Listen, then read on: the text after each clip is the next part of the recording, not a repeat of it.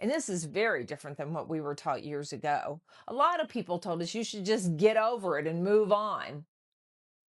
But anyone who's loved an animal knows that is not going to happen.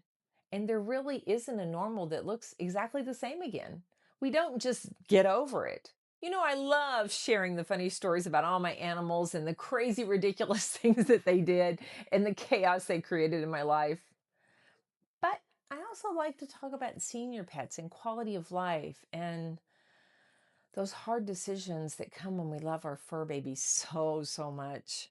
So you might wonder, how do those two things together? That makes no sense. Well, actually, there's a reason. It has something to do with the continuing bonds theory. I spent 20 years in veterinary practice management, and during that time, I helped a lot of pet parents. From that first puppy visit to those hard decisions we have to make when we love them so, so, so much. And somewhere along the way, I wound up with way too many animals, something I like to call the herd. At one point, I had so many, I had to count heads before I left because I was afraid somebody was locked in a closet or a room somewhere and I lost one of them. But during these years working in veterinary medicine, I saw a very common thread. And it's obvious that how much we as pet parents, we just love our babies. And when they get older and they get sick, all that love comes with a lot of worry and, of course, the grief. And for a long time, people believed that the healthy way to deal with loss was just to let it go and move on. No. The more modern grief research introduced something called the continuing bonds theory. And it's actually really kind of simple. We just process grief differently, not through detachment, but by maintaining meaningful, healthy connections. These connections do evolve over time. The relationship changes, but the bonds continue. A healthy bond has this certain feeling to it. Sometimes it can make you cry, but it doesn't feel like a crisis. It might be that you walk into a room and you see where they used to lay in the sun, or you still have their collar, their bed, or you remember a funny, quirky habit they did. But instead of pushing that feeling away, you stop for a moment and feel it fully. You be in the present moment. And all of that while your life still keeps moving forward because we can laugh and cry at the same time. And this is very different than what we were taught years ago. A lot of people told us you should just get over it and move on. But anyone who's loved an animal knows that is not going to happen. And there really isn't a normal that looks exactly the same again. We don't just get over it.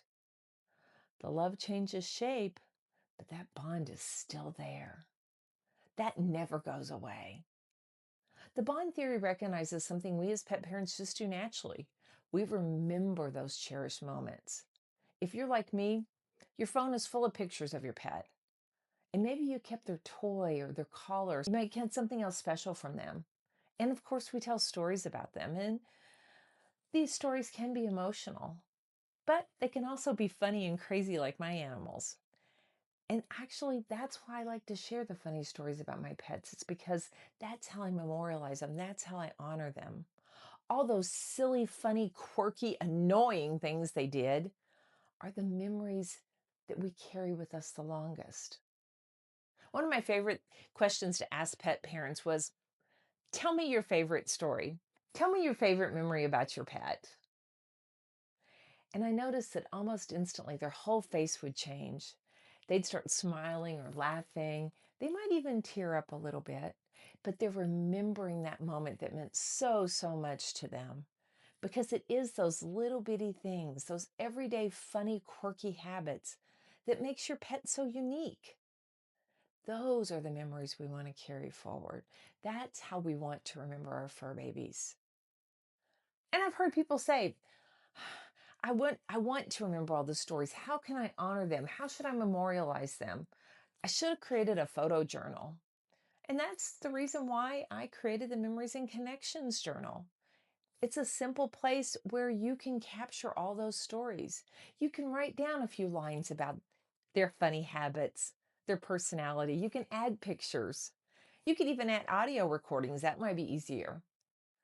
And you can do it all while your pets are still here because those little memories often become the most meaningful things later. Continuing bonds reminds us that love doesn't end when life ends. The relationship changes, but that bond continues in the memories and the stories, how we carry all that love we feel for them forward. So, if you want a place to capture all those memories, download the journal. The link is below. And if you want to better understand how to care for your pets as they get older, subscribe to my channel. That way, you'll never miss a funny story about my crazy animals, and you can be a part of our little community.